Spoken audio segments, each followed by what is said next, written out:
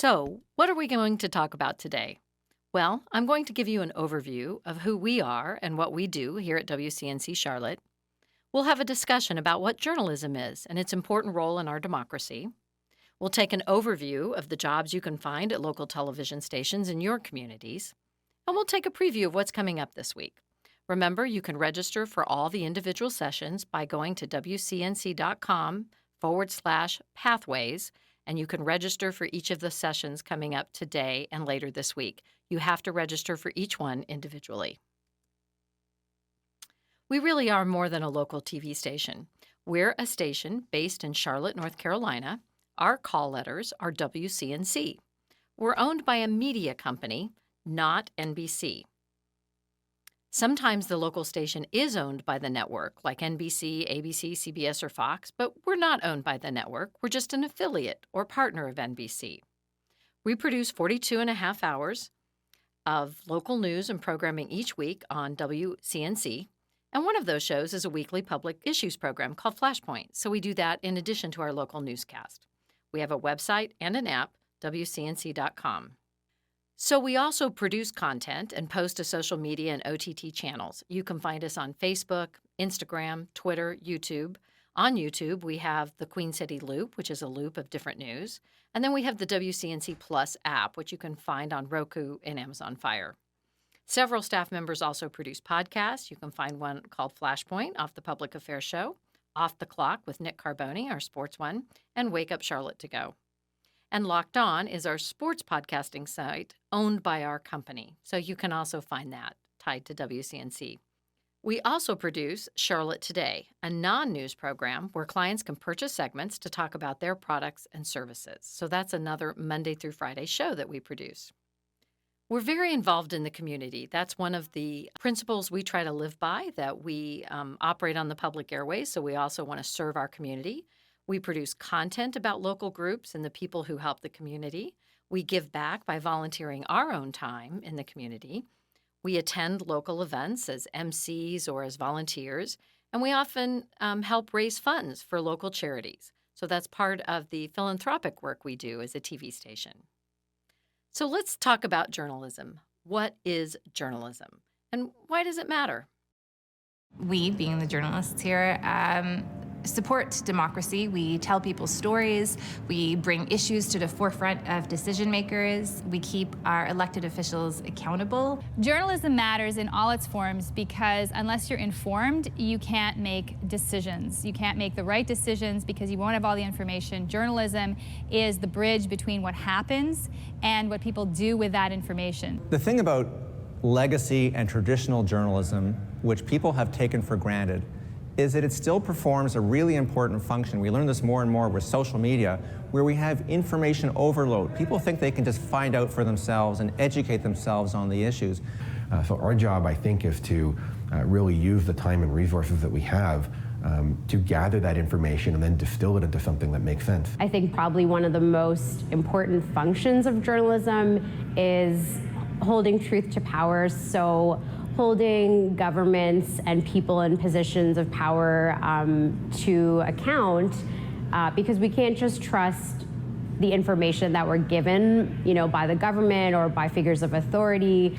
And I see our job here as trying to understand why politicians are making the choices they're making, getting them to justify them, trying to explain through facts and analysis why certain things are being done, to try to expose problems that they may not be aware of, to try and fix those problems.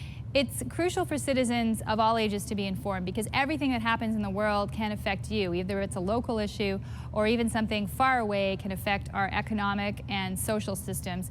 And if you don't have the information, you can't understand what that is and how it affects you personally and what choices you can make. Looking up who makes those decisions and finding out how to change something if something does need changing requires an informed citizenry. It requires a press that asks hard questions, and it requires a government that answers them. There are real threats to democracy. There's a real danger that it's easy to be misinformed. It's harder to get facts than it used to be. It can lead to mistrust. It can lead to a decline of institutions. It can lead to a growing cynicism. We're all in this together. And part of being a good citizen and contributing to that national conversation and that national decision-making is filling your brain with stuff and not just doing stuff on the basis of what you heard yesterday from some guy down the street. Young people today are more educated than any young people in previous decades.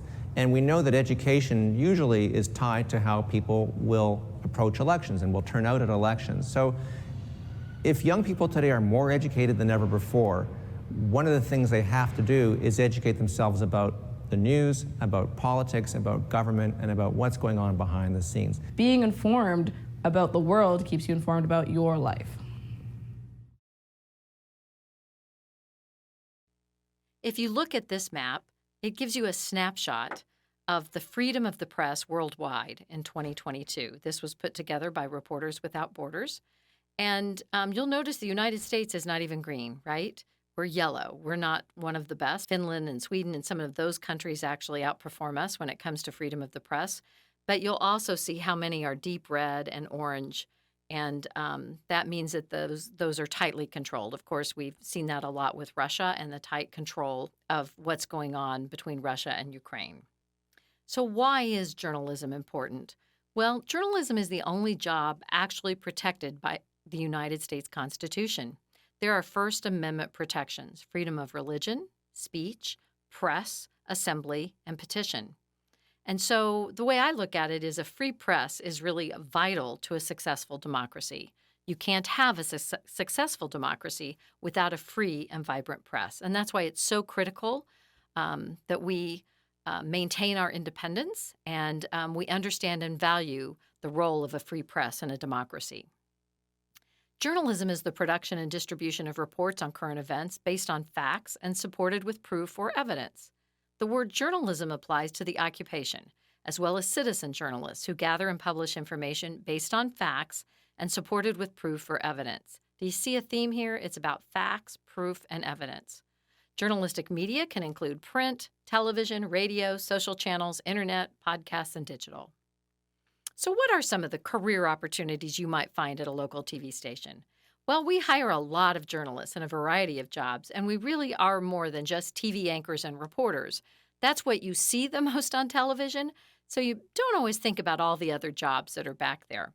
Well, first of all, we have multimedia journalists, often referred to as reporters, but multimedia journalists will shoot, write, and edit their own stories for TV and digital. Reporters often don't shoot or edit their own material or their own stories. Anchors host our shows in the studios. They are the glue that kind of hold the show together for the viewer. Meteorologists or weather staff provide daily and severe weather information on TV, digital, social, and to our radio partners. We have sports anchors and reporters who cover local sports of interest on TV and digital, social, podcasts, as we mentioned earlier. And then producers who decide what stories to put in the TV newscast, and they write and organize the content for each show. Typically, there is a producer per half-hour or hour newscast. We have assignment desk editors. They are the gatekeepers of content and news traffic controllers. So you have to be highly organized and good at multitasking. Photojournalists shoot and edit the stories we tell, and they produce live shots from the field. Editors are the people who edit the video for our stories, newscasts, and digital channels. And then we have a digital area. It's kind of growing in newsrooms. There are more and more folks contributing more to digital or only digital. They'll have expertise in news content, social media, and digital knowledge. And then managers. As you gain experience in these areas, you move into supervisory roles over different areas in news and digital. Here's an example of a television news story produced by one of our MMJs. Our Brianna Harper continues our team coverage. She's been basically roving out there, just tracking the latest on the gas lines, prices at the pump, anything that she's seeing around the Charlotte area. So, Bree, where are you right now, and what are you seeing? Yeah, we're right here off of Carowinds Boulevard. It's kind of a intersection where there's multiple gas stations here. If you take a look behind me, you can see the line here has been pretty consistent at this Shell gas station as people are trying to fill up. But right across the street here at the QT, the line seems to be growing a lot longer there with cars coming and going to fill up. So far at the Circle K, it looks like they are out of gas. We did spot some plastic bags over the pumps over there. But the biggest issue right now is the traffic that just continues to grow right off of I-77 of people waiting to get in line at this Exxon. So I did get a chance to speak to some of the people who were filling up at the pump, and the general consensus was they saw other people getting gas, so they figured that they needed to get gas too. Some people did mention that they were really at ease, so it was important for them to fill up. A lot of other folks only at half a tank, maybe 3/4 of the tank, but they wanted to top it off just as a precaution. But again, as Tanya mentioned, if you do have gas, you shouldn't worry. The hope is that, just like in 2008, that this may clear up sooner than we think. We'll keep you guys posted and continue to rove around the area to see what places do still have gas at this point. I'll send it back to you guys. Thank you, Bree. And of course, Bree just had a really good point there, right? She said people saw other people filling up, so they thought that they would fill up too. Gasoline is just the latest in shortages that we've been feeling this year. And this is the same story then that was produced on digital. You can tell the video gets posted, an article gets written. Sometimes we embed social channels or feedback, but we're producing those stories for multiple channels of our content. So there are also technical jobs. We have positions for those with interest in more of a technical nature. Broadcast engineers focus on our TV equipment and our transmitters. We have IT engineers who focus on IT support of all of our IT equipment, security, firewalls, etc. We often look for candidates with both skill sets, TV and IT, but that isn't always possible. We usually have someone in building maintenance who keeps the building clean, maintained, and manages our vendors. Some stations have streaming centers or master controls, and those are technical positions in a hub that runs the company's back end, that gets the signal out to the markets. In Charlotte, we have a hub here that bases all of the TV stations owned by our company, and that back end is run out of our TV station here. So different companies handle that different ways. And then there's also directors and studio production. This is the team that helps us get our TV newscast live on the air. Directors oversee the live productions of the newscasts or the other shows. And then there can be supporting entry-level positions sometimes, such as camera operators or audio operators or technical directors. A lot of stations have combined these positions now, and you'll hear more about that this week. Here's kind of an example of behind the scenes in our control room and what it might look like if you're interested in this area. We also have job opportunities in our sales department or revenue. And this is how we support our journalism, right? We have to make money to support the journalism that we do. So we have sales managers and account executives. They help other businesses achieve their goals with customized TV and digital marketing campaigns and plans. We have support staff, which help us manage the clients and all the paperwork and account services for our clients. We basically serve as an advertising agency for our TV and digital clients. We customize media advertising solutions for business owners. Our team sells the advertising to local businesses. We often write and produce the TV and digital advertising for the clients. And then we put in the orders, track them, and make sure they ran and provide information for billing. That's a lot to pack in there, isn't it? Here's an example of one of the commercials that our team produced for one of our clients. Little hands can make big messes, and your carpet bears the brunt of it. Mohawk Smart Strand Carpet, extraordinarily clean and exceptionally durable, is built to withstand messes in your home. Made by anyone, any age. Plus, 0% financing until 2024 and 20% off carpet and installation. Don't miss out. This deal ends January 31st. Flowers Flooring, the family floor specialists. We also have a marketing department. Basically, it's our own in-house marketing agency to support our own products and serve our clients. Producers are our staff writers, and they write and produce TV and digital spots for television and digital advertising campaigns. Photographers, much like in news, they will shoot and edit the commercial and promotional spots, those for our products. So when we say promotional spots, those are the commercials basically we produce to promote our own TV stations. We call them promos. We have social media producers who write social media posts for our products and help our talent with their social media pages.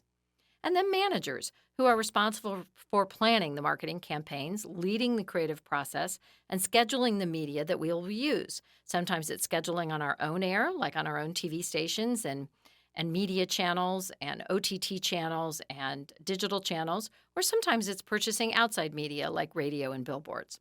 Our team also tracks and manages those schedules, and they look for ways to leverage our brand with other partners. So here's an example of a promotional spot or a promo for one of our newscasts produced by our team.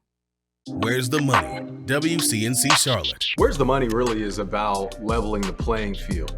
It's about helping others and breaking down barriers. We don't want our viewers to be taken advantage of, so we're here to help. See the difference. We see ourselves as a resource for the community. A lot of times when people get to us, they've tried all kinds of other alternatives. They've knocked on doors that haven't been answered, or they go to places where there aren't doors. We create openings for them, and that's what we do with Where's the Money. So just so you know, we also have jobs in finance and human resources. Most TV stations share these jobs in their companies with other TV stations, usually right with the same owner. These jobs can be based at the one TV station or support other stations and are sometimes hubbed other places.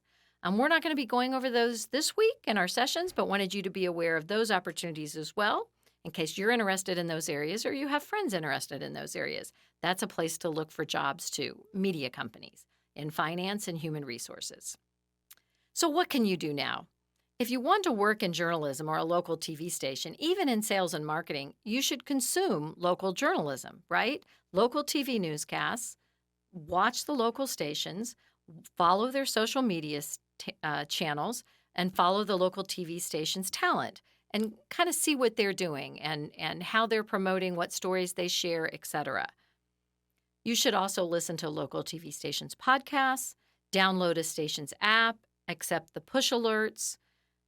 Basically, this all helps you stay informed on current events. So you want to certainly be globally informed and nationally informed. And if you want to work in a certain market, you should also be aware of the local news in that market. But in general, just consuming local content and you'll get an understanding of what local TV stations are producing, both for their promos, their clients for commercials, and the journalism they produce on both their local newscasts and all the other channels that they're supporting. You can volunteer or work at your school's newspaper, TV, or radio station. Get involved in media. Apply for internships. Ask stations if you can shadow for a day. Sometimes stations aren't doing big formal internships, but they would let you come in and shadow in the newsroom for a day so you can see the operation. You can do that on the fall break or the Christmas holiday. Network with people you have met or know in the business. Always ask for business cards, join people on LinkedIn, make connections, right? And join related groups and associations. These are all things that you can do while you're in school to try to help develop your network now.